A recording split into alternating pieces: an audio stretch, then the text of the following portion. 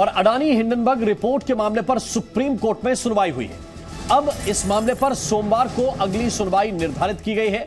Hindenburg और उसके सहयोगियों पर केस चलाने की याचिका पर सुनवाई हो रही थी। सीजेआई तुषार मेहता से सवाल यह है कि भारतीय निवेशकों के हित कैसे सुरक्षित रख सकते हैं। सीजेआई ने कहा कि 10,000 करोड़ का नुकसान हुआ। भविष्य के लिए सेबी के पास क्या प्लान है? ज्यादातर निवेशक मध्यम वर्ग के लोग हैं। क्या एक्सपर्ट कमेटी के गठन पर विचार हो, यह सीजेआई ने कहा है। यानी कि एक तरह से एक्सपर्ट कमेटी इस पर गठित होनी चाहिए, इस बात को सीजेआई ने प्रमुखता के साथ कहा है। और यह भी पूछा है कि भविष्य के लिए सेबी के पास क्या प्लान है। निवेशकों के बारे में उन्होंने चिंता जाहिर की और कहा कि ज्यादातर जो निवेशक हैं वो मध्यम वर्ग के लोग हैं, मिडिल क्लास के लोग हैं। सीजेआई ने कहा कि 10,000 करोड़ रुपए का नुकसान हुआ है। भारतीय निवेशकों के हित को कैसे सुरक्षित रखा जा सकता है, यह सीजेआई ने कहा है। और भविष्य के लिए सेबी के पास क्या प्लान है, यह सवाल भी पूछा और यह चिंता जताते हुए कि ज्यादातर जो निवेशक हैं वो मध्यम वर्ग के लोग हैं और क्या एक्सपर्ट कमेटी के गठन पर विचार हो, यह सीजेआई ने इस सुनवाई के दौरान कहा है। तो एक एक करके हम आपको विस्तार से बता रहे हैं कि आज जो सुनवाई हुई, सुनवाई हिंडनबर्ग और अडानी के मामले को लेकर थी। 10,000 करोड़ रुपए का जो सामने दिख रहा घाटा है और एक साथ वो 1 से 1.5 हफ्ते के बीच में कैसे हो गया, ये सभी को चिंता में डालने वाला था। अब सोमवार को इस मामले पर अगली सुनवाई होगी। याचिकाकर्ता की तरफ से यह कहा गया था कि इस मामले में हिंडनबर्ग के खिलाफ कार्रवाई होनी चाहिए क्योंकि हिंडनबर्ग की वजह से यह नुकसान हुआ है और इसमें आम लोगों को भी काफी नुकसान हुआ है। जिन्होंने अडानी ग्रुप में निवेश किया हुआ है उनको भी नुकसान हुआ है। और इसी याचिका के आधार पर यह कहा गया कि हिंडनबर्ग और उसके सहयोगियों पर केस चलाया जाए, मुकदमा चलाया जाए। सुप्रीम कोर्ट में यह सुनवाई हो रही थी। सीजेआई ने तुषार मेहता से कहा कि सवाल यह है कि भारतीय निवेशकों के हित कैसे सुरक्षित रखे जा सकते हैं। 10,000 करोड़ का नुकसान हुआ। भविष्य के लिए सेबी के पास क्या प्लान है, यह भी सीजेआई ने कहा है।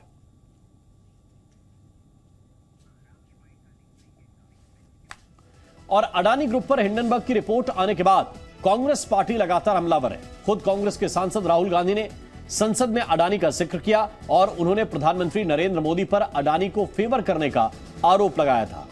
श्रीलंका इलेक्ट्रिसिटी बोर्ड के चेयरमैन कहते हैं कि उन्होंने राजापक्सा जी ने कहा कि हिंदुस्तान के प्रधानमंत्री ने उनको कहा है कि ये विंड पावर का प्रोजेक्ट है, ये अडानी जी को देना है। तो ये रही आपकी फॉरेन पॉलिसी। आज पूरे विश्व में भारत को लेकर के पॉजिटिविटी है, एक आशा है, भरोसा है। और माननीय अध्यक्ष जी, ये भी खुशी की बात है कि आज भारत को विश्व के समृद्ध देश ऐसे G20 समूह की अध्यक्षता का अवसर भी मिला। लेकिन मुझे लगता है, पहले मुझे नहीं लगता था, लेकिन अभी लग रहा है शायद इससे भी कुछ लोगों को दुख हो रहा है। और अडानी ग्रुप से जुड़ी इस वक्त की एक बड़ी खबर यह है कि हिंडनबर्ग की रिपोर्ट की जांच करवाएगा अडानी ग्रुप। हिंडनबर्ग रिपोर्ट की जांच के लिए लॉ फर्म को हायर किया है अडानी ग्रुप ने और कानूनी लड़ाई के लिए अमेरिकी लॉ फर्म को हायर किया है अडानी ग्रुप ने।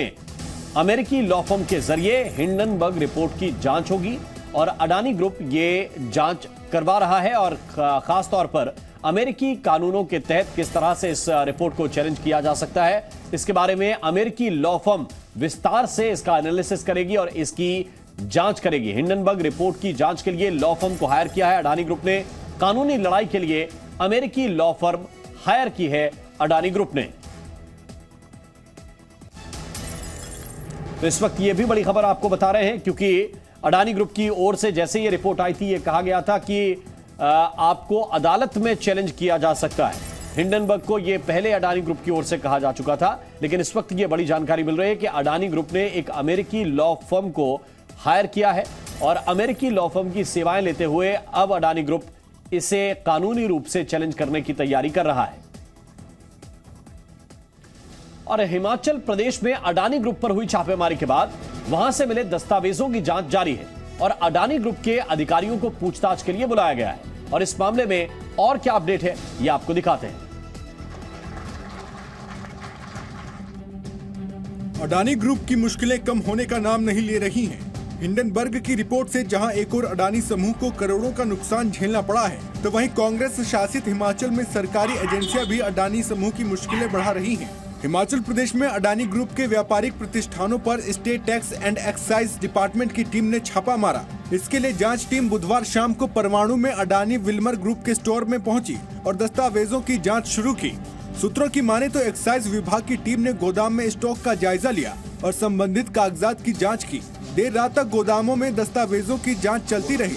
ज्वाइंट कमिश्नर इन्फोर्समेंट ने बताया कि ये किसी तरह की छापेमारी नहीं बल्कि रूटीन जांच है। इसको लोग रेड के नाम से बोलते हैं, जो छापे के नाम से बोलते हैं। ऐसा कोई शब्द जो है हमारे CGST एक्ट में है नहीं है। तो ये एक रूटीन की इंस्पेक्शन की गई थी इसमें। वहीं अडानी विल्मर लिमिटेड ने भी इसे रूटीन चेकिंग बताया। दावा किया गया है कि जांच में कोई भी अनियमितता नहीं मिली। कंपनी ने कहा कि GST के नियमों के मुताबिक कैश में टैक्स देनदारी चुकाना जरूरी नहीं है। हिमाचल प्रदेश में अडानी समूह की 7 कंपनियां एक्टिवली काम कर रही हैं। ये फल सब्जियों के कोल्ड स्टोरेज के अलावा यहाँ बड़े स्तर पर किराने का सामान भी सप्लाई करवाती है। फलों के लिए कोल्ड स्टोर, किराने सामान स्टोर, पुलिस विभाग में भी सामान की सप्लाई, अडानी ग्रुप सामान सप्लाई कर सरकारी महकमों में सामान की सप्लाई।